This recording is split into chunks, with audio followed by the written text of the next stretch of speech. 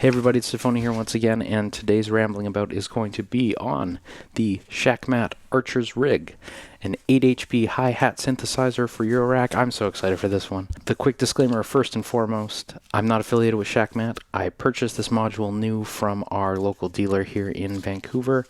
I'm not affiliated with Shakmat or the dealer or anybody at all. This is just my own thoughts, opinions, ramblings, and demo. This is not journalism, this is just a vlog. More importantly than all that, it sounds like this.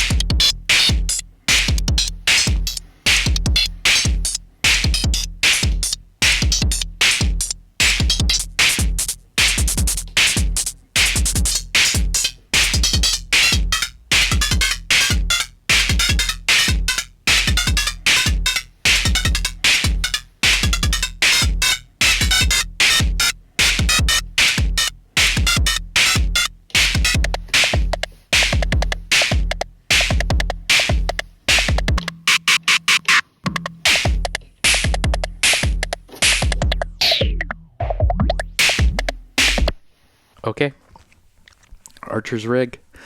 I'm very excited for this one. I don't have a very big following, obviously, but I have had like 3 different people who have mentioned, like, oh, have you seen the Archer's Rig? So, yes, I did. And I actually, when they announced it, I was so excited at the time that I pre-ordered it, and I waited like a year for any update on it, and nothing came, so I canceled said pre-order, and then 3 months later, here we are with it in Canada. So, yeah. I mean, I want to say that was stupid to cancel the pre-order, but 3 months, honestly, 3 months on its own is a long time, but sometimes stuff in Canada, like, especially, it can just take forever and be indefinitely. I mean, a year was forever, but anyway, now it is here, and I'm very excited for this. There's a larger discussion to be had about, like, I know lots of people don't like drums in eurorack. I had that conversation with a couple people recently too. For me, drum synthesis is like my favorite part of making electronic music. I love music that's super rhythmic and super driven by drums, and I love putting all the time into creating your own drum sounds. I love doing samples too. I love sampling things, and I'm looking forward to sampling this as well. But for me, drum synthesis is like it's the reason to be in eurorack for me. But I know lots of people don't feel the same, but if you are here, you probably do, or at least you're interested enough in it to check it out. So what I have going right now is a sequence from the Oxy 1, and we're just going to listen to it on its own. And let's just recall a preset, maybe one not so metallic, and then I'll go over the panel.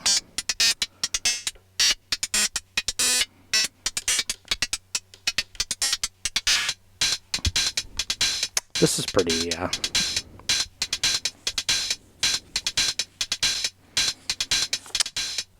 pretty straight up hi-hat. So one misconception I had about this when I bought it versus when I ordered it is that it was actually 2 independent voices, which is how my Erica Synth Cymbals was. And if you saw the video on that, you saw there is independent outputs and independent controls for the 2. And there are independent controls for this one, but it's only over the decay. So right now I am changing the decay of the open hi-hat, and I can change the decay of the closed hi-hat by holding the close button and making it shorter decay. But those 2 are gonna choke. Those 2 have 1 output, and those 2 are part of the same voice. So the other parameters, like the tune,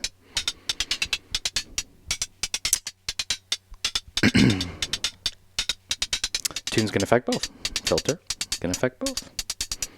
Effect, gonna affect both. So that's totally fine with me, that's totally cool. But misconception I had about it when I picked it up. So with that being said, I'm going to quickly, before we go over the panel, I'm going to do a little preset jumping here just so you can hear kind of what it sounds like. So I'm not going to give you any context here beyond that it is presets. Here's some of the sounds.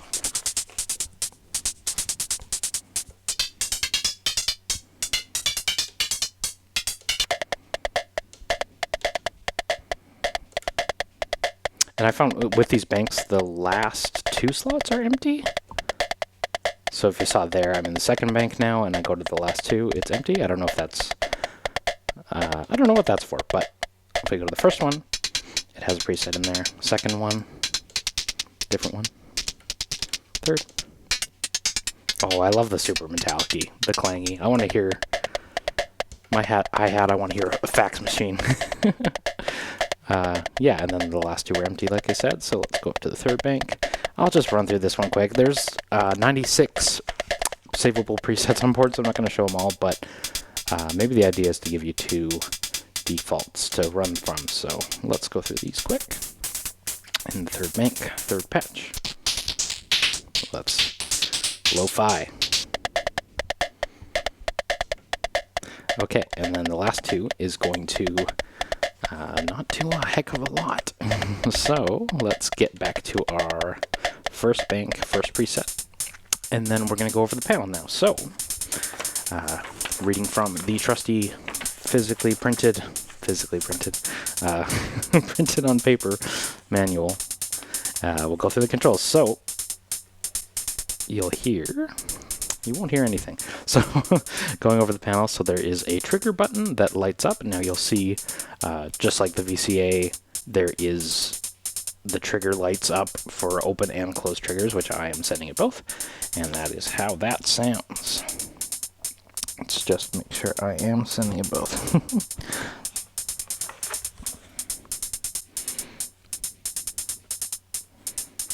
Yeah, I am. So that's good. That is good. So we have our trigger. Now you can manually trigger it, and I really love that for us. So I'm triggering the open hat, and if I hold the close and hit triggers, close, yeah. Oop. That's some craziness. Okay. Recall that. Yeah, manual triggers. I mean, I don't know how useful they are in a performance context, but for like making patches, I find that's just so like every drum module should have that. It's so useful. Yeah, so trigger button that lights up as it takes gates or triggers in, I should say. There is your close button, so the decay will affect the open one, but if you hold the close, you can affect the closed one. Let's hear that. So affecting the open. Now it's still going to choke based on receiving the closed voice, but now we can adjust the closed decay by holding decay and shortening it. It's really short and long. So what I like to do is kind of have my open hat a little longer and then the closed a little shorter. And then, so there's like a whole staging of the accents here, and there's a velocity input and stuff, and for me, like, the open versus closed is sort of like dynamics, but there's so many layers of dynamics here, which I'm going to skip ahead to something that I wanted to close with, but I'm just going to throw it in at the front end here, that I think it is, like, the learning curve here is awesome. And sometimes Eurorack is really great and really deep, and sometimes it is really great and really simple, and the Archer rig is kind of both, because, like, you can preset surf and it'll sound awesome, and you can do some quick tweaks with the 4 encoders, but it gets really deep in a way that doesn't take away from any of the, like, tertiary easy stuff, the simple stuff, right? You're never too far from bad sounds, which I really appreciate, because sometimes it's easy to, if you're super into a module and you know its ins and outs, It's really nice to have tons of depth, and other times it's really nice to have tons of simplicity. But for this one, it's like they just struck a nice balance. And I was worried because I had the four bricks rook, and I found that module was really challenging and really cumbersome, and the menu diving always required use of the manual. And I'm happy to say that the Archer's rig does not have those issues. So it's the workflow. I hope there's a snare module coming because I love my battering ram, and this is an awesome hi-hat module. So now, tangents aside, well, tangents will continue, I promise, but that was the decays. There is a filter, and depending on what mode you're in, this isn't going to affect it too much. So right now, in whatever patch I have set up, filter not doing a whole ton. Oh, there we go. If we have do longer decay, you can hear more. So there's a little filter sweep, and I'll talk about the modes that it has in a minute, but we'll get to our effect, and I don't know what effect is on this patch. Let's turn it up a little bit.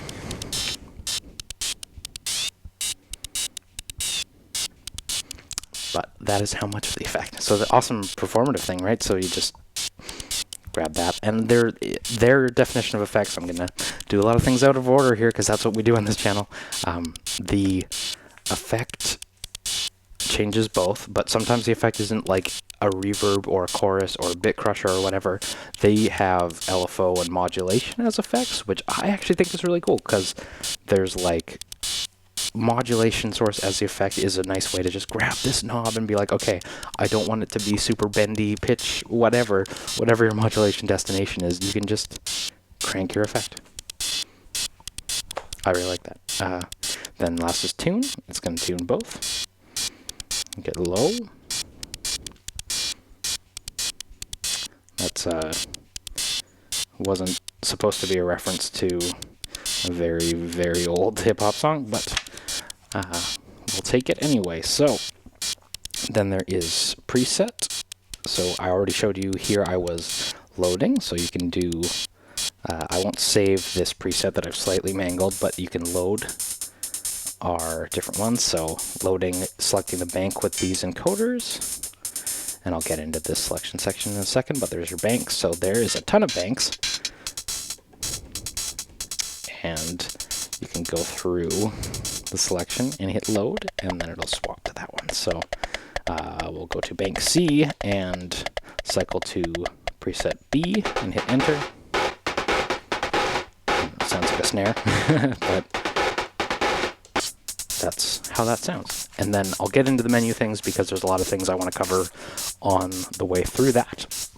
But before we do that, let's patch this a little bit.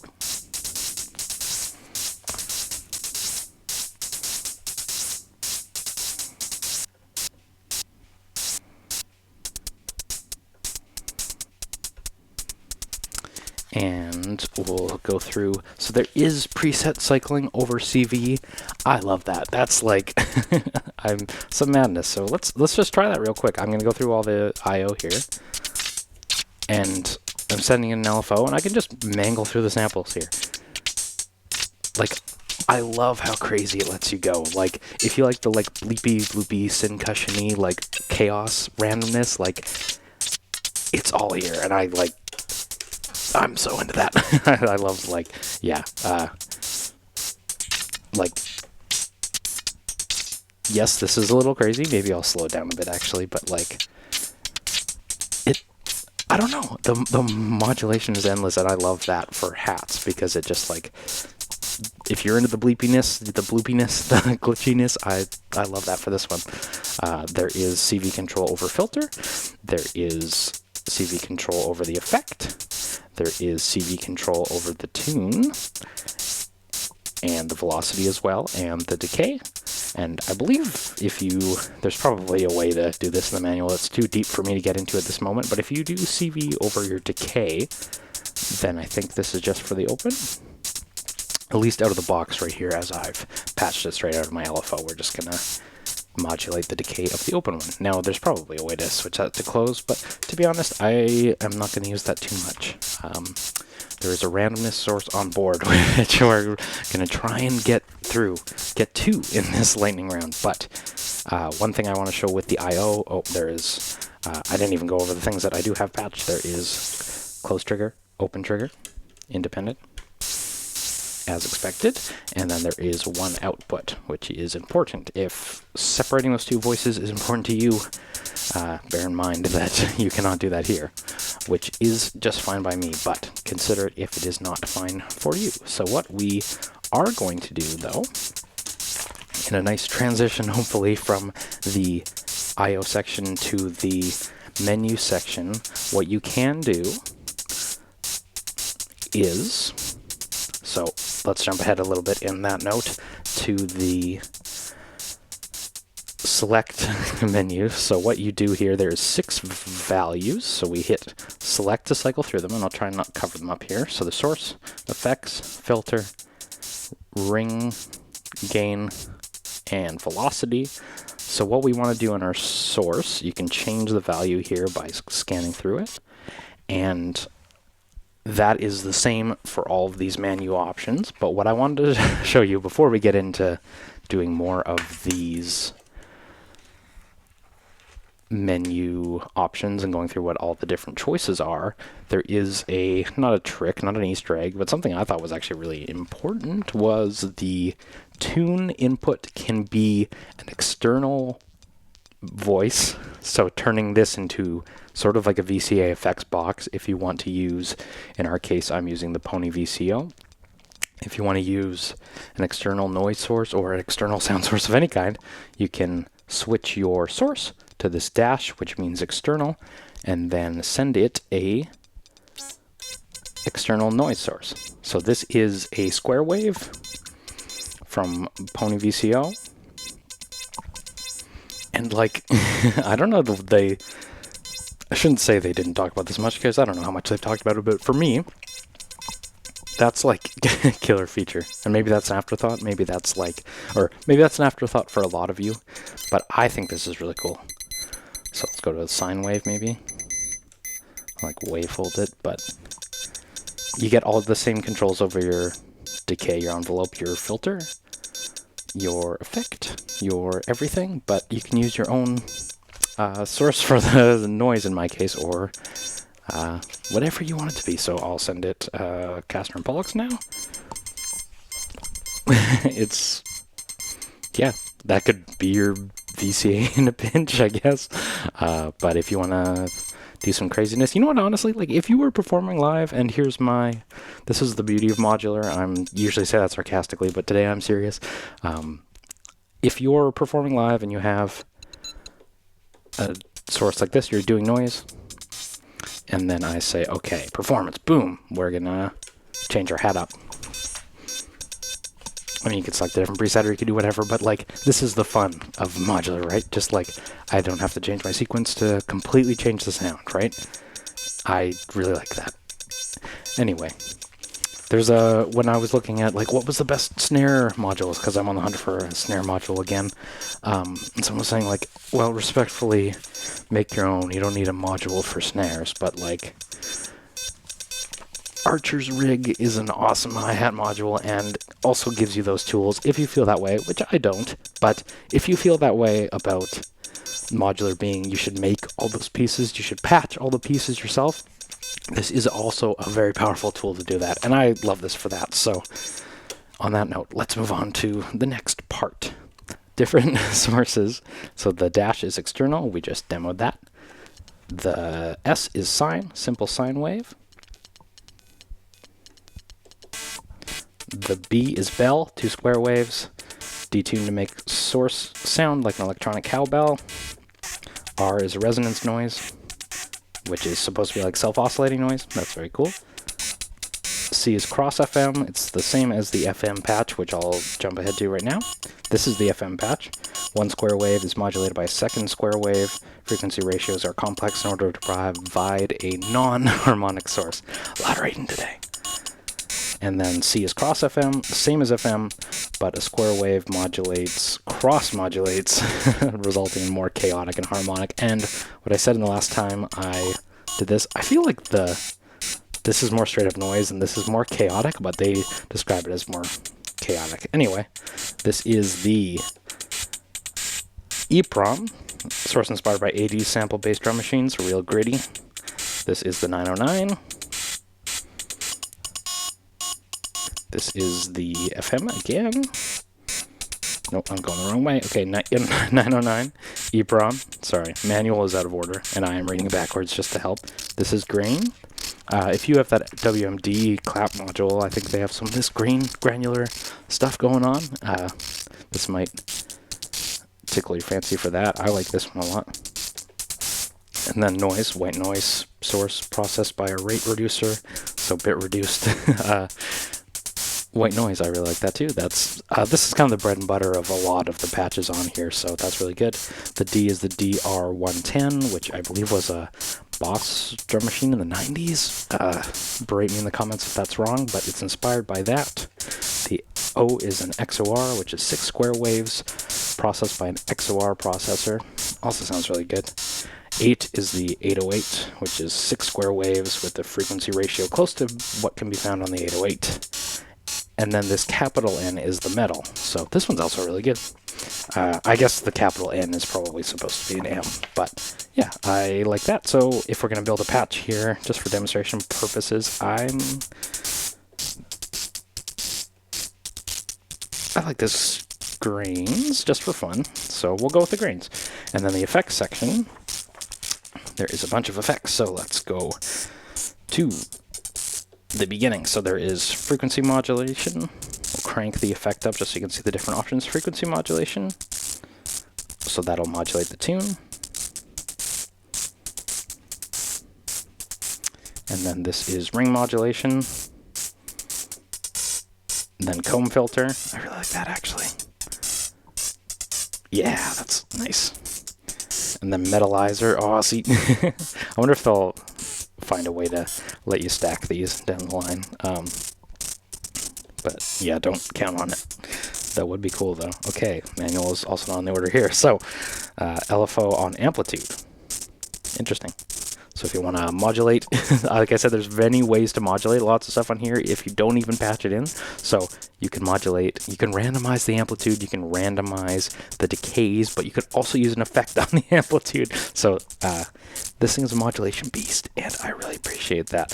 So T is LFO on tune. And then this is filter up envelope. So you can modulate the filter in this way. D is filter down envelope.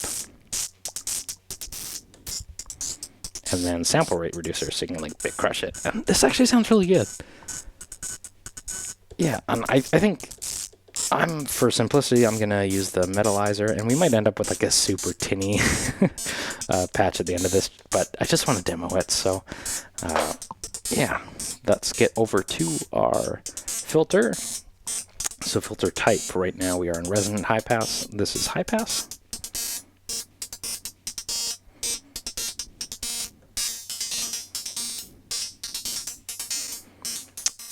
And before I do that, what I said ring mod before is actually filter range. So what we want to do is give ourselves lots of filter range to work with just for the demo part of the preceding section. So we want full filter range.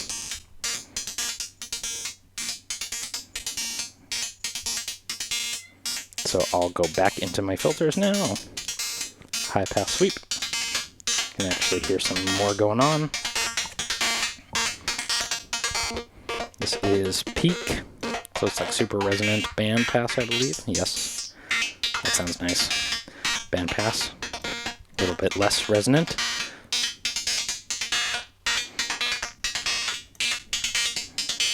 Resonant high pass, and then back to our high pass. So it's a nice way to clean up the low end a little bit. Hi, Clementine.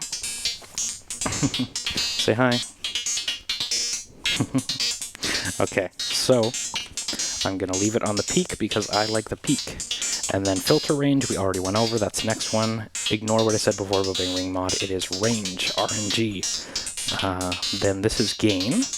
So there is two things to know with this one. The gain can be adjusted. There is numbers, which is non-distorted. So we can mute it here. Or when you get into letters, it is with distortion. So if we crank it up here, it gets distorted. And I like a little bit of distortion. I'm not crazy about like cranking it on this end. I think I prefer to use compression distortion through the autodyne, but yeah, it's there, it's cool, and there might be a use for that for you, for sure. And then the last one is the velocity, I believe, unless we're going to find it's the wrong acronym again. Yes, velocity. So this will set the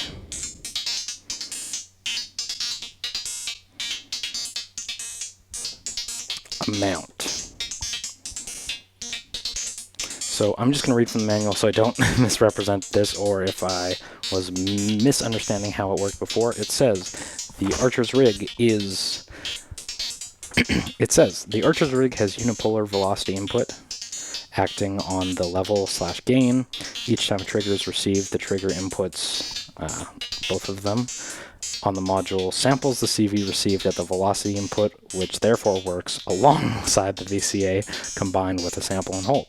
It is possible to set a minimum level that is when nothing is received at the velocity input, like we're doing right now. So we can set that to 7. So to do so, scroll to the main LED for velocity. We did that, and choose a value from 1 to 9. So you could have it always maxed if that's what you want to do by setting 9, or you could have no minimum, and then you have 9 levels of velocity to punch into if you wish to. So let's send it an LFO, which isn't a really good use of velocity, but just so you can see, if I set some minimums, then the lack of LFO will never cause it to be completely muted, and that's what this is important for. So I'm modulating it, but I'm setting a threshold, or a minimum, I guess you could say. So that's very, very cool. But like I said, I think there's so many modulation sources on board that I probably, anyway, ask me in 3-5 months what I'm doing now, but I don't think I'm going to noodle with velocity too much. There's so many other ways to mess with the amplitude and the envelope and the decay and the, well, that's part of the envelope, but, you know, there's so many other ways to do it that I don't see myself doing it. But I have a sequencer coming with velocity, and we'll see if we can make use of it there. Now, the last thing, and I want to go over this really quickly because it is kind of cool, and I think this will be the last thing we go over here. There is onboard randomness. So if you hold the select for 2 seconds, you enter this random mode. So right now we're selecting the randomness of the source. And if you turn it up, you get more randomness. How about the effects? And then the filter. So all on board, this is the filter range. You know what, maybe you don't want randomness on the filter range, just so it can be extra crazy. Randomness on the gain. See, here's another source of modulation on the voice. I mean, it won't be clocked or anything, it won't follow your sequence, but there's that one. And then velocity randomness. Hey, if you're not doing velocity, or sorry, if I'm not a velocity user in my sequence side, I can just throw some random velocity through this way. That is so cool. Like, listen to, and we'll hold this to get out of here, but like, the chaos that we have created. I love that. If you think that's not for you, or if that isn't for you, I should say, like, I totally understand that, but for me,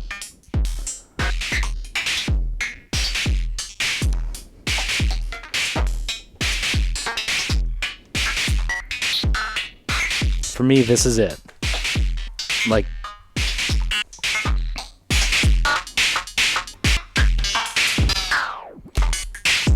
I love that.